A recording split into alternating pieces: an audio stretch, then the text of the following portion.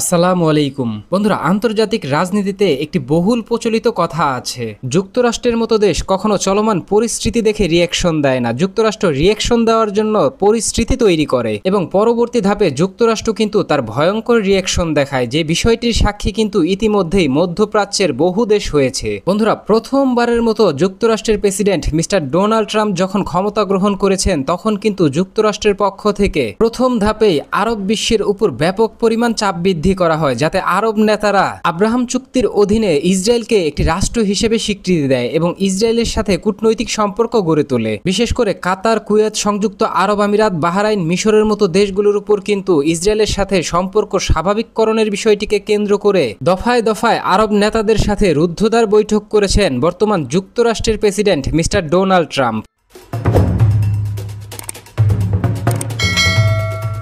এখন দেখুন, আরব বিশ্বের যেই শাসক গোষ্ঠী রয়েছে তাদের নেতৃত্ব প্রদান করে কিন্তু বর্তমান সৌদি আরব। এক্ষেত্রে যুক্তরাষ্ট্রের পক্ষ থেকে ইসরায়েলকে স্বীকৃতি দেওয়ার বিষয়টিকে কেন্দ্র করে আরব বিশ্বের উপর চাপ প্রয়োগ করার পাশাপাশি সৌদি আরবের মাধ্যমে যুক্তরাষ্ট্র কিন্তু ওই সকল দেশগুলো ওই সকল আরব দেশগুলোর উপর চাপ প্রয়োগ করে। এক্ষেত্রে কিন্তু যুক্তরাষ্ট্রের প্রেসিডেন্ট মিস্টার ডোনাল্ড ট্রাম্প সাফল্যের মুখ দেখেন, কেননা যেখানে আরব বিশ্বের দেশগুলো স্বাধীন ফিলিস্তিনি রাষ্ট্র প্রতিষ্ঠিত যতদিন অবধি না হবে ততদিন অবধি ইসরায়েলকে কোনো ধরনের দেশ হিসেবে স্বীকৃতি দেওয়া থেকে বিরত ছিল এবং সব সময় কূটনৈতিক অঙ্গনে ইসরায়েল বিরোধী মনোভাব দেখাতো, সেই ইসরায়েল বিরোধী মনোভাবকারী দেশগুলোকেই কিন্তু সৌদি আরবের মাধ্যমে এক প্রকার বাধ্য করে যুক্তরাষ্ট্র ইসরায়েলকে একটি রাষ্ট্র হিসেবে স্বীকৃতি দিতে। এক্ষেত্রে কিন্তু সৌদি আরবের চাপে পড়ে হলেও সংযুক্ত আরব আমিরাত এবং বাহরাইনের মতো দুইটি আরব বিশ্বের অত্যন্ত শক্তিশালী মুসলিম দেশ 2020 সালের 15ই সেপ্টেম্বর ইসরায়েলকে একটি রাষ্ট্র হিসেবে স্বীকৃতি প্রদান করে এবং ইসরায়েলের সাথে সরাসরি কূটনৈতিক সম্পর্ক স্থাপন করে। যদিও ওই সময় এই বিষয়টি নিয়ে ব্যাপক আলোচনা এবং সমালোচনা হয়েছিল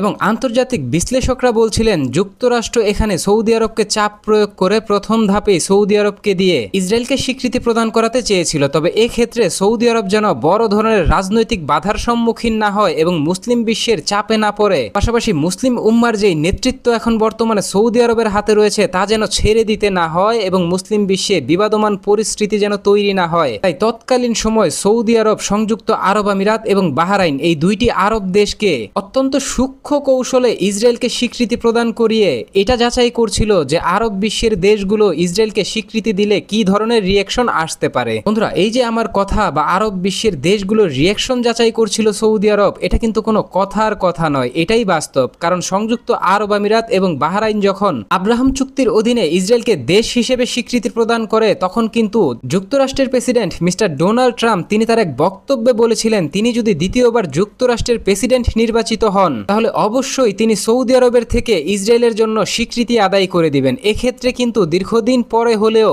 দ্বিতীয় মেয়াদে ডোনাল্ড ট্রাম্পের ক্ষমতা গ্রহণের 11 মাস পরেই কিন্তু এবার সৌদি আরবের উপর চাপ প্রয়োগ করছে ইসরায়েলকে স্বীকৃতি প্রদান করার জন্য। এক্ষেত্রে যুক্তরাষ্ট্রের প্রেসিডেন্ট মিস্টার ডোনাল্ড ট্রাম্প কিন্তু তিনি অনেকটাই সফল হয়ে গেছেন, কেননা আন্তর্জাতিক জিও পলিটিক্যাল যেই বিশ্লেষকরা রয়েছেন তারা কিন্তু ইতিমধ্যেই বেশ কয়েকটি স্টেটমেন্টে উল্লেখ করেছেন যুক্তরাষ্ট্র খুব দ্রুত সময়ের মাঝেই সৌদি আরবকে দিয়ে ইসরায়েলকে স্বীকৃতি প্রদান করাবে। এক্ষেত্রে কিন্তু যুক্তরাষ্ট্র সৌদি আরবের সাথে ব্যাপক আলোচনা চালিয়ে যাচ্ছে।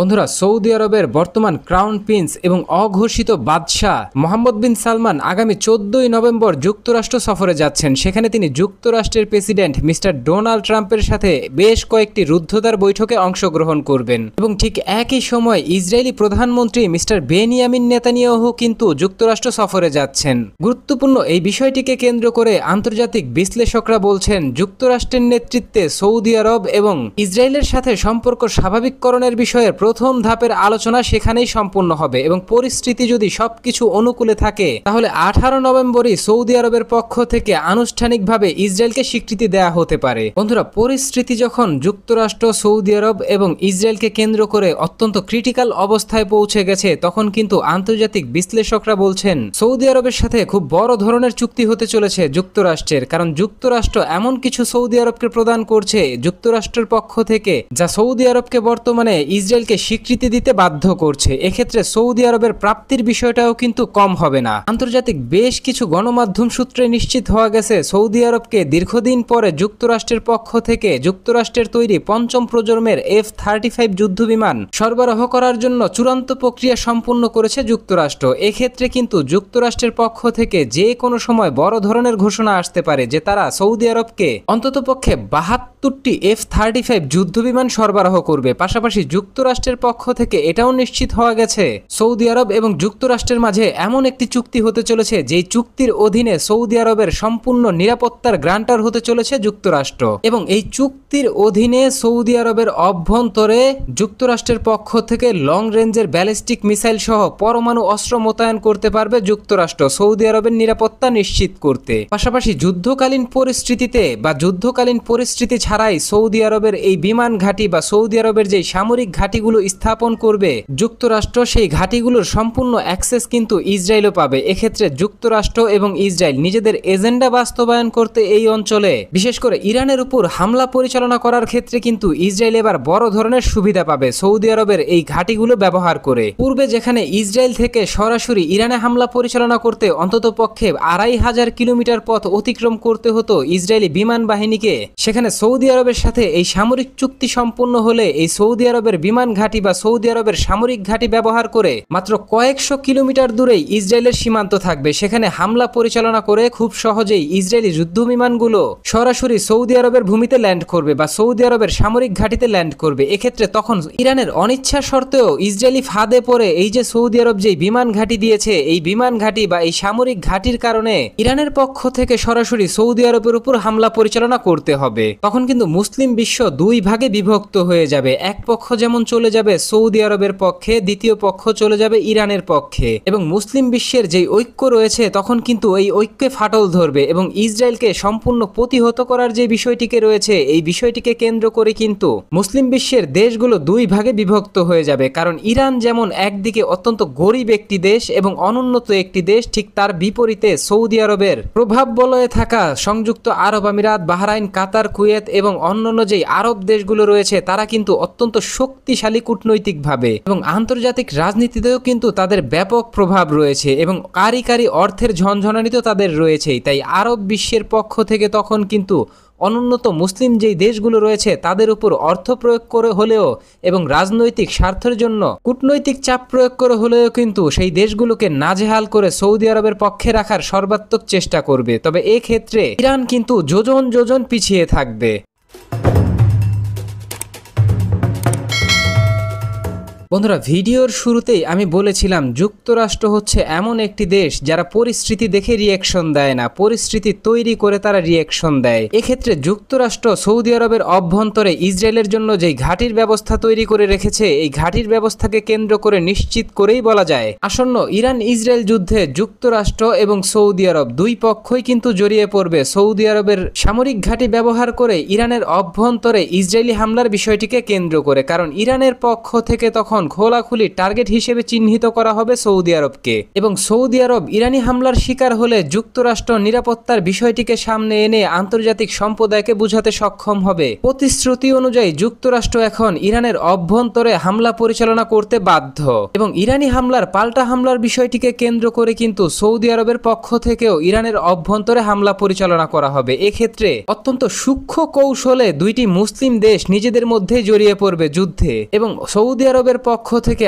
আরব বিশ্বের অন্যান্য যেই দেশগুলো রয়েছে তাদের কাছে কিন্তু বিপুল পরিমাণ অস্ত্র বিক্রি করবে যুক্তরাষ্ট্র, এবং সৌদি আরবের প্রভাব বলয়ে থাকা আরব বিশ্বের ওই দেশগুলো কিন্তু সম্মিলিতভাবে ইরানের অভ্যন্তরে হামলা পরিচালনা করতে সুসংগঠিতভাবে ইসরায়েল এবং যুক্তরাষ্ট্রের সাথে অ্যালয় তৈরি করে হামলা পরিচালনা করতে কিন্তু সহযোগিতা করবে যুক্তরাষ্ট্রকে। তবে ক্ষেত্রে যুক্তরাষ্ট্র বা ইসরায়েলকে কিন্তু ভবিষ্যৎ নিজেদেরকে আর একা ভাবার কোনো কারণ নেই, কারণ এইবার তারা যদি এই চুক্তি সম্পন্ন করতে পারে তাহলে আসন্ন ইরান ইসরায়েল যুদ্ধে ইসরায়েলের পক্ষ নিয়ে কিন্তু আরব বিশ্বের দেশগুলোই কিন্তু অত্যন্ত সূক্ষ্ম কৌশলে যুক্তরাষ্ট্র এবং ইসরায়েলের চাপে পড়ে হামলা পরিচালনা করতে বাধ্য হবে ইরানের অভ্যন্তরে। এক্ষেত্রে আঞ্চলিক একটি বড় যুদ্ধ ছড়িয়ে যাওয়ার আশঙ্কা রয়েছে মধ্যপ্রাচ্য জুড়ে। বন্ধুরা, অত্যন্ত স্পর্শকাতর এই বিষয়টিকে কেন্দ্র করে নিশ্চিত করেই বলা যায় সৌদি আরবের পক্ষ থেকে যদি যুক্তরাষ্ট্রের সাথে এই চুক্তিটি সম্পূর্ণ করা হয় তাহলে এটা হবে সৌদি আরবের একটি আত্মঘাতী সিদ্ধান্ত। তবে ইসরায়েল এবং এবং যুক্তরাষ্ট্রের জন্য এই চুক্তিটি হবে অত্যন্ত বড় একটি বিজয়।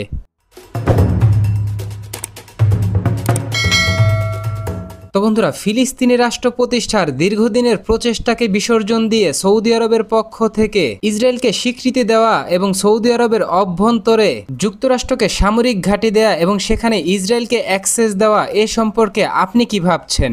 আপনার গুরুত্বপূর্ণ মতামতটি জানিয়ে দিন কমেন্ট বক্সে। আমাদের ভিডিওটি ভালো লাগলে আমাদের সমর্থন করতে ভিডিওটিতে লাইক, কমেন্ট, শেয়ার এবং চ্যানেলটিকে সাবস্ক্রাইব করে সঙ্গে থাকুন।